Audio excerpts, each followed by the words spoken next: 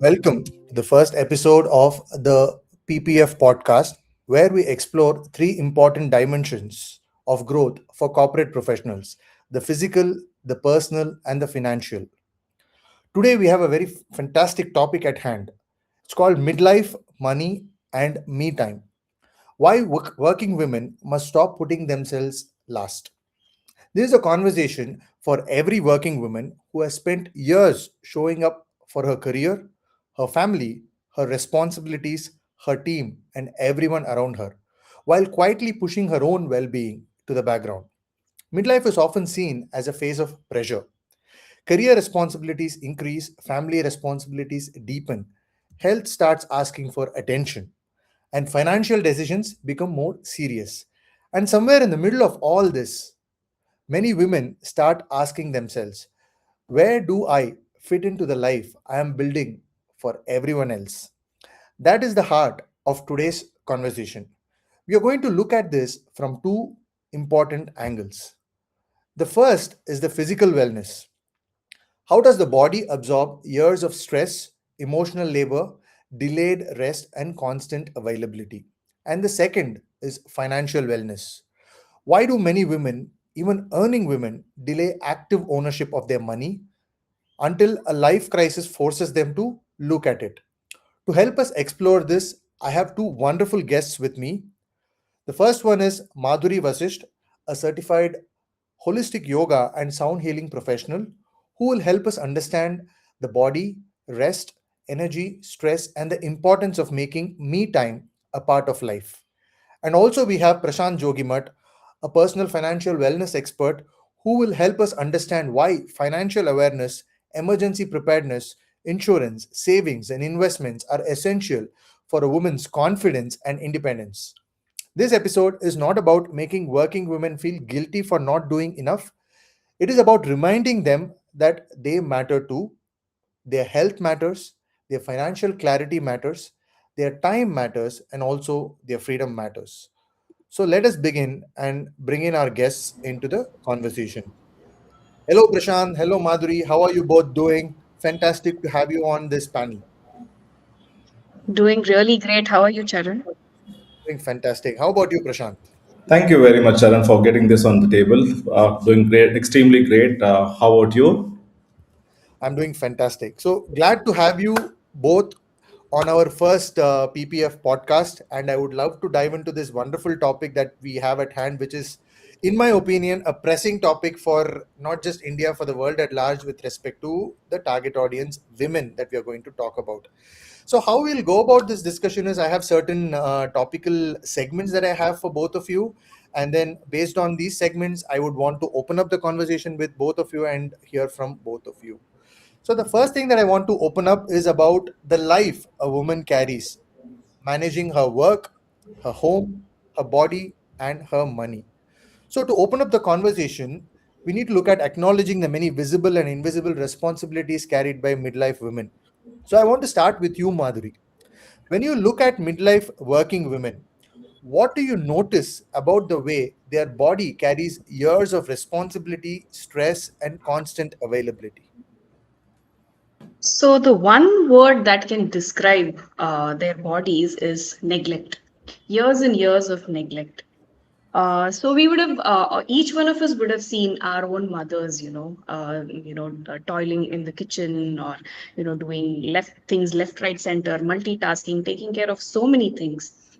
And adding on to that, the current generation has added on the working professional tag as well, the women. So, along with the household responsibilities, they have the responsibilities of the work as well. And ideally, if we would think that, okay, since the women are working now, probably the household responsibilities would reduce, but it's not so. So the working tag has added on to her responsibilities. So this results in her body being neglected, the slumping shoulders, the skin being, sagging, and the hair graying, premature graying, and all these are signs, and, weak bones, knee pain, and whatnot. And these are external symptoms, and there are many internal symptoms which they themselves, the women themselves, do not know. Irregular periods, irregular digestion, sleep deprivation, stress, and whatnot. So it's very, very easily identifiable. But the irony is that even though we are able to identify it, most women do not care about it.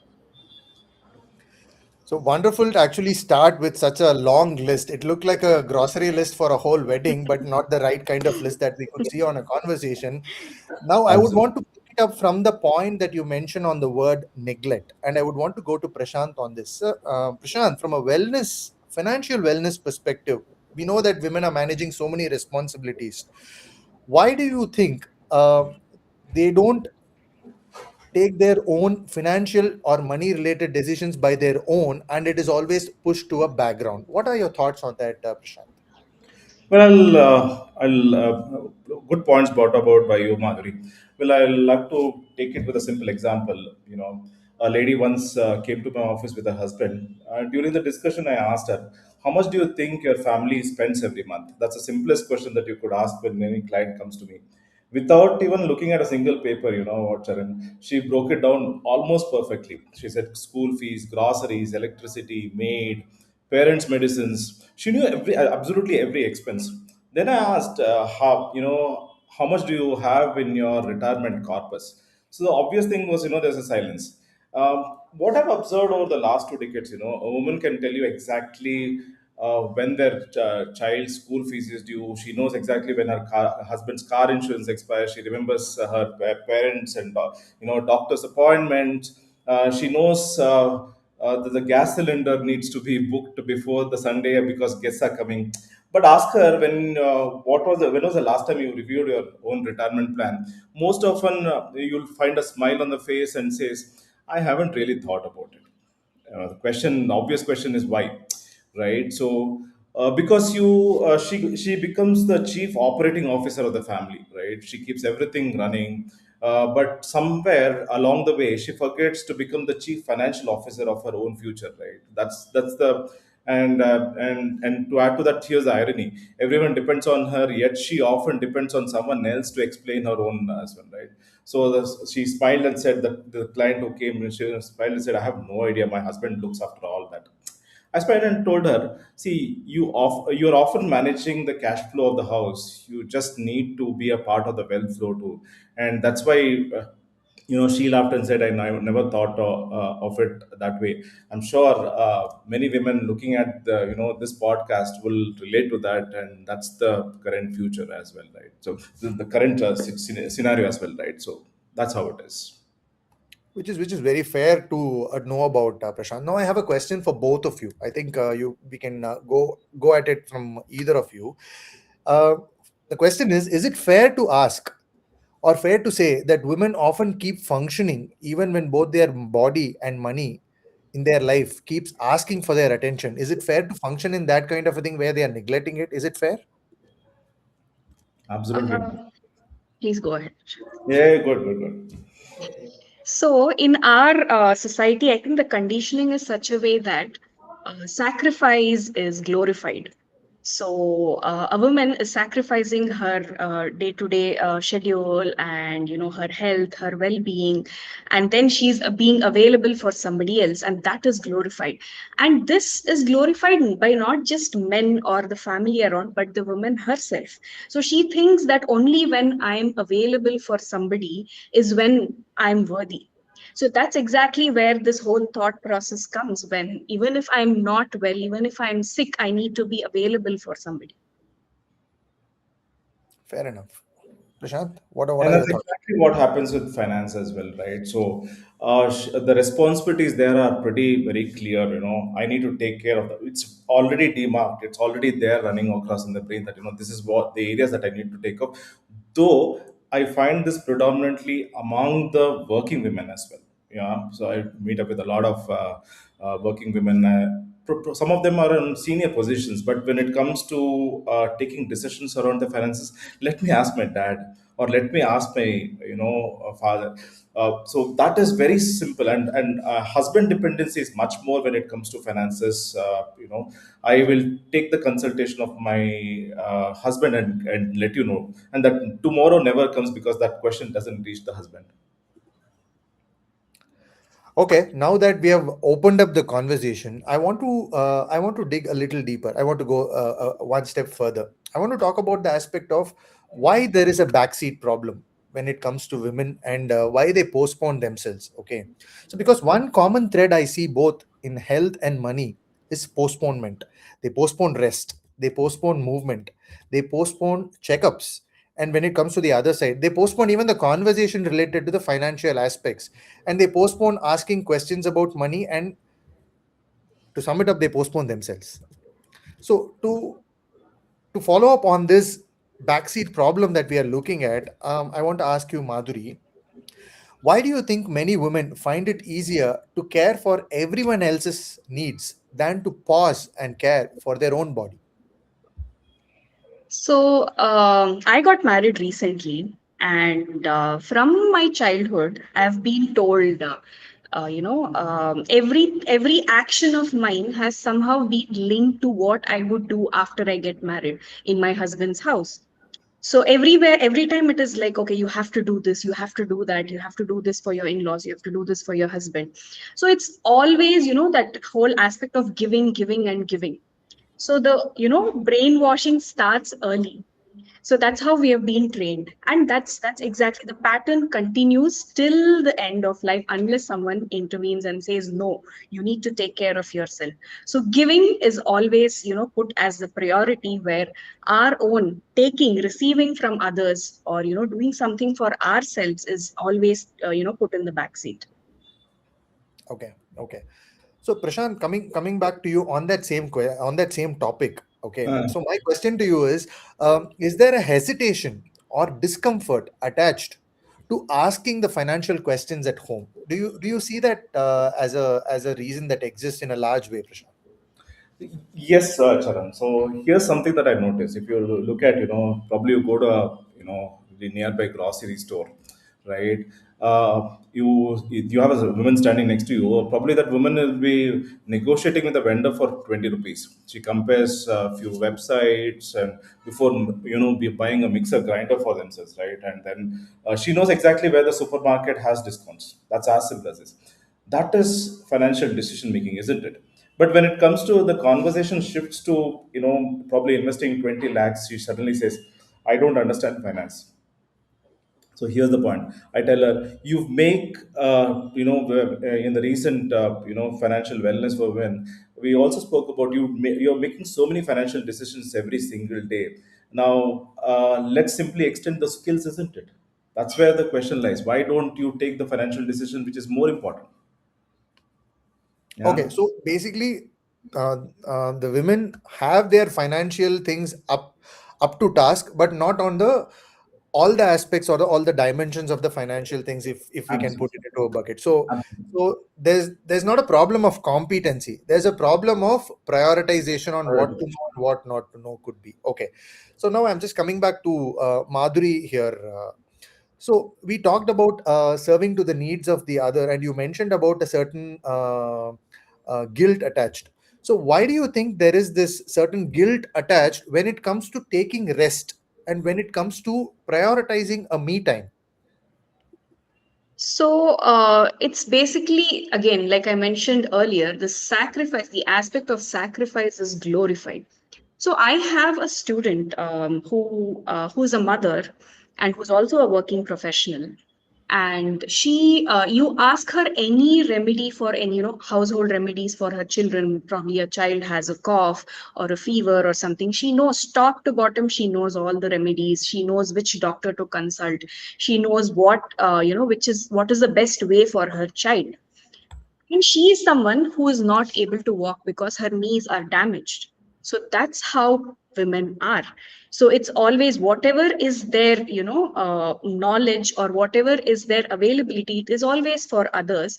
And when they suddenly start to think about themselves, they don't even think. First of all, they don't even think, and finally when they actually start to think about themselves, they are always, guilty, saying, okay, if I'm taking time for myself, I'm cutting time, that time that I can give to somebody else, probably the husband, probably the child, or somebody else in the family. So the guilt is, this is the guilt aspect that is attached. So if I'm taking time for myself, if I'm doing something for myself, I'm sacrificing the time that I can give for somebody else.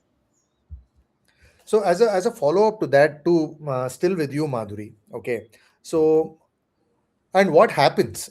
Let's say when a woman keeps treating her energy as unlimited, what happens? Because I know that you have been working with a lot of women who are especially older, who have children, who have aging parents as a responsibility. So, what happens when women keep treating that their energy is unlimited? What has been your observation and experience there?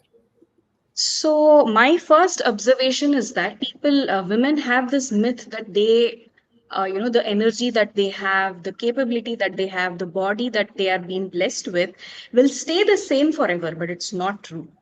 So I know of a person, a student, another student of mine, and she came to me with so and so health issue, and then I began, checking, what was her health issue, what is the best way that I can help, and I assumed she was around 60 plus. But then when she actually gave me, I mean, she told me her actual age, she was just 43. At the age of 43, she looked like she was 60 plus. So you start aging faster, your body starts showing signs faster.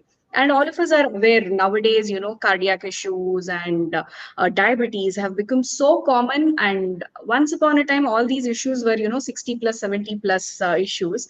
Right now, these have, reduced, aged, and we start seeing this in 30s itself. So this is the impact of not taking care of ourselves when it is absolutely necessary. So the takeaway is from this aspect of it is your energy and your physicality is not limited, and you need to block the time for yourself on that context of it. Fantastic. So Prashant, coming to you, why do you think this postponement of the conversation related to the financial aspects keep happening with respect to women? Is it because of lack of time, or is it because of lack of confidence, or is there a certain conditioning that has led them to feel this way? What do you think are the reasons, or is there something else as well? See, a lot of these things happen during financial wellness sessions and when I meet up with clients who meet me, right? So they apologize before even asking a question. Sorry to sound silly, Prashant. Can I ask you this question? What's the difference between a nominee and a legal herbal? Tell them, this is a common question that comes across, and I tell them, this is not a silly question because this is one of the smartest questions that you can ask actually. If you look at it from the perspective of understanding things better and looking at it from a perspective of understanding financial concepts, see, they take a backseat. But when you look at their day-to-day management of their finances, they are one of the best in that. If you look at from the perspective of how better to cut down your budget, they're one of the best in that. So somewhere when it comes to investing for the financial future, there's a backseat. But when it comes to day to day taking care of ensuring that I have a 20,000 in my kitty, I should take care of everything. There is a very strong woman who's a great financial planner as such, right? So that being said, see, sometimes people stay silent, simply silent, because they're afraid of looking uninformed. The irony is that everyone else has the same question actually, whether it is men or women. So that's the point. So So now I'm going to get into. I completely understand where you're coming from, Prashant, on this aspect. Now I'm going to get into a very important aspect or important things where I would want to tell where women start taking responsibility of their health and start taking responsibility of their financial wellness. So many people don't take their health seriously until the body forces them to stop. Similarly, in families, also, they don't take their financial preparedness seriously until a crisis exposes the gap. But should crisis be the first teacher? I have this as a question for both of you. Probably I would want to start with Prashant here. What are some common financial gaps that you see that remains invisible until a crisis happens? Hmm. A good question, Charan. Not too far, far beyond the history. COVID has taught us something very powerful, isn't it? Many families suddenly realize that they don't know their insurance cover. They don't even have an insurance cover, as probably some of them came out. Some didn't know whether they even had a health insurance at that point of time. Others had insurance, but they did not know how to claim it. The problem wasn't lack of money. The problem wasn't lack of knowledge in most of the cases. The problem was lack of awareness. And predominantly, where women took a lot of financial decisions, there was this problem, right? So is the case with men. Not to so the point is, preparation isn't about expecting bad things. It's about making difficult days slightly easier. And both men and women play a dominant role in this. And specifically when it comes to women, they could have a great influence in managing the crisis in the future. So COVID was a great example. So we don't know how the future lies. So it is very important that we are prepared for it. COVID is something I think that was not just a crisis for one family or one community or one town. The universe decided, like, I'll all put you into a time ticking crisis box, and I'm going to see how you all are going to survive around it. That's a fantastic experience that you touched upon from a crisis standpoint. So I'm just coming Absolutely. back to Madhuri on this. From your experience, Madhuri, what are some of the common physical or emotional warning signs women tend to ignore until they become very serious? What are some signs there? To answer this question, I would again want to give an example. In fact, my yoga journey began with this example. So I was diagnosed with PCOD in 2016. And back then, it wasn't very common. A few people knew about it. The awareness wasn't that great. But now, when you speak about PCOD, polycystic ovaries disease, every woman knows about it, and even men know about it, which is a great thing. Awareness is very, very important. But what happens is people know that women know that they are suffering from this, but do they really take time to take treatment or heal from it? So many of the women that came to me had this issue. And when I spoke in detail about it, they said, I have this issue from 5 years. I have this issue from 6 years, 7 years. And I said, okay, why didn't you take any step back then? Why didn't you, as soon as you notice some sign, why didn't you take the necessary step or going to take treatment or doing something about it? They said, even though it was there, we didn't worry much about it. But right now, my husband and I are planning for a child. We are planning to conceive. That is when I want to make sure that there is no issue. Now, my point is, why do you have to wait till you are planning for a child to recover from heal from whatever issues that you have? So only when there is a pressing need is when people start to think about their health. Now, what are the different warning signs when we talk about these signs? Are very, very simple. Okay. So, it's very simple sign is irregular periods. Nowadays, if you ask anybody, at least, 3 out of 5 women have irregular periods or something, related to periods which are causing them trouble, painful periods, or many women are even bedridden during their period cycle. And this has impacted their work as well because they don't get leaves. Not every organization has menstrual leave policies, and yet they don't take care of it. And apart from that, the usual stress, and this is not limited to one gender. Even men undergo this stress and sleep deprivation, digestive issues. These are all very common issues. But then when it comes to these issues, again, they wait for a certain crisis to happen where there is no other option except for when they have to do something about it. That is when they do something about it, because being prepared for something is not on the list of priorities at all. Okay. So now, um, coming back to a point, I want to ask something common, because we dived into a lot of issues that a woman face in her personal life, and we touched upon the COVID aspect. I just want to take it a little positive. Okay. So, from your perspective, the question is for both of you. What changes when a woman starts preparing for before the crisis, and instead of reacting after the crisis? What really changes when they are prepared for a crisis before it happens? Can I go? Yeah, please, Prashant. Okay. Well, uh, we'll take a step back and see as to or take another example and see as to think about traveling, right? Before even going on a holiday, we charge our phones, book hotels, carry ID proofs, keep emergency cash, download maps. Nobody says that, right? So why are you so negative? Do anyone say that? No, absolutely no, right? We call it preparation, isn't it?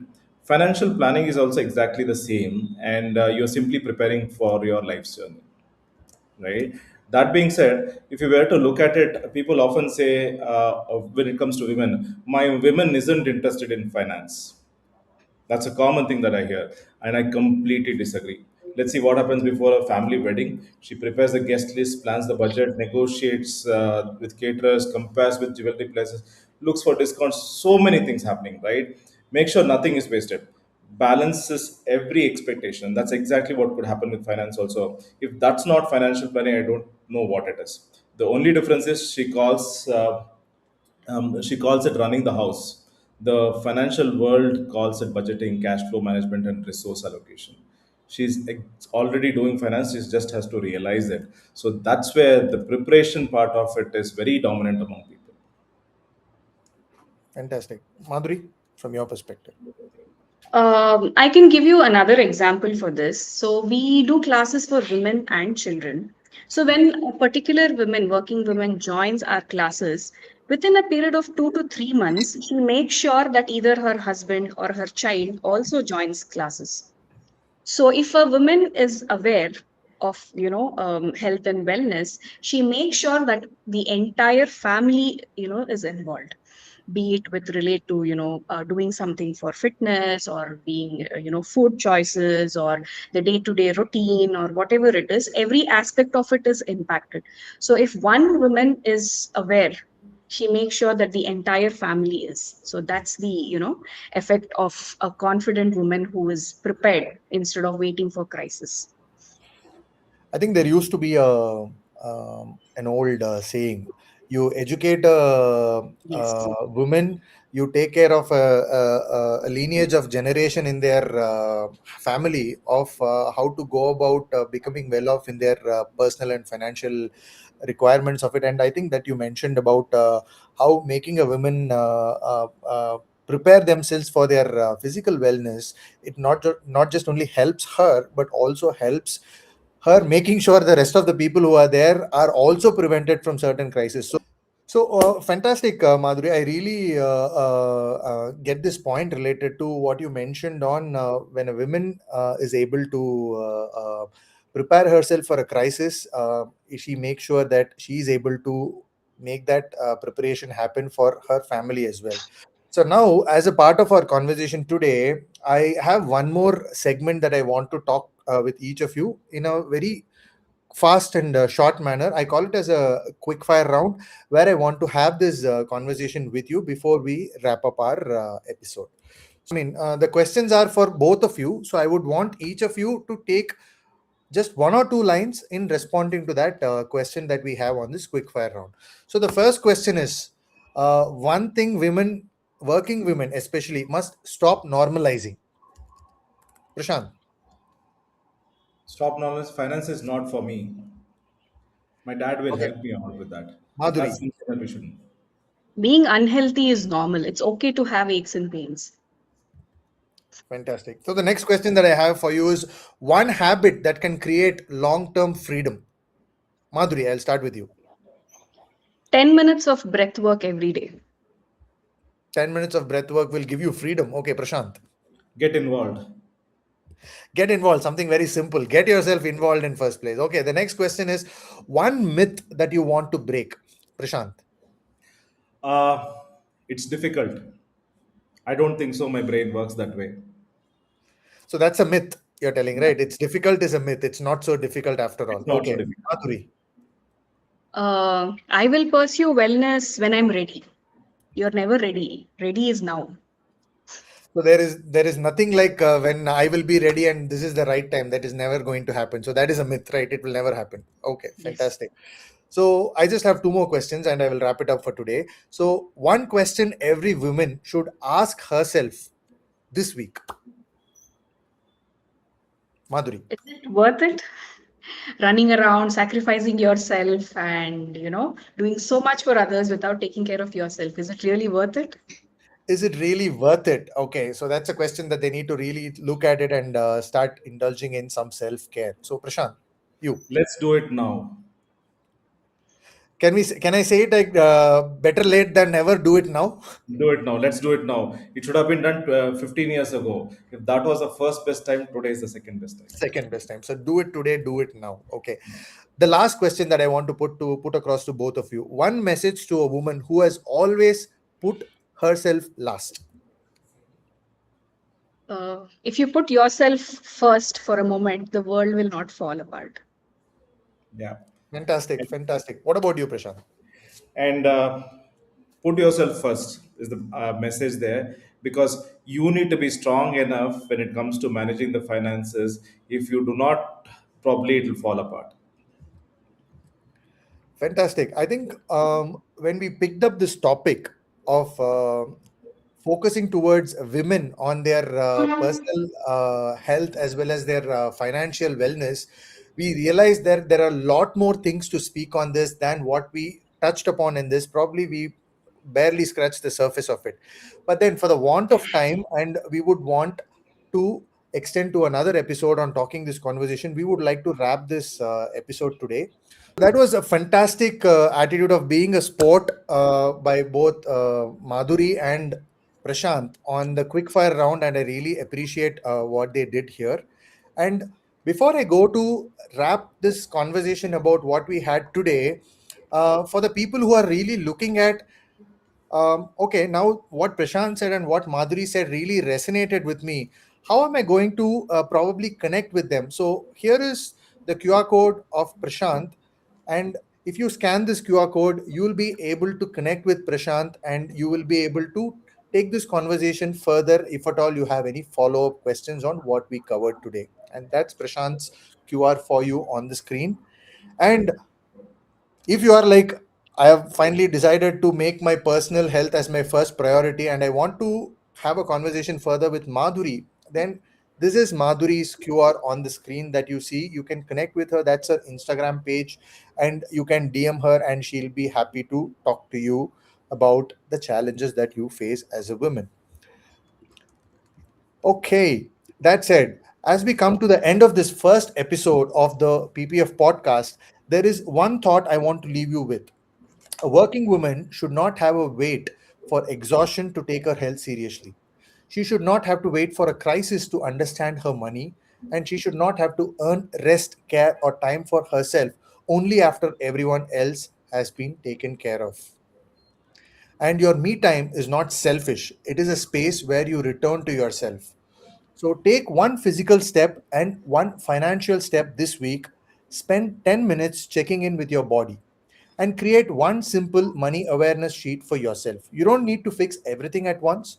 You only need to stop keeping yourself last.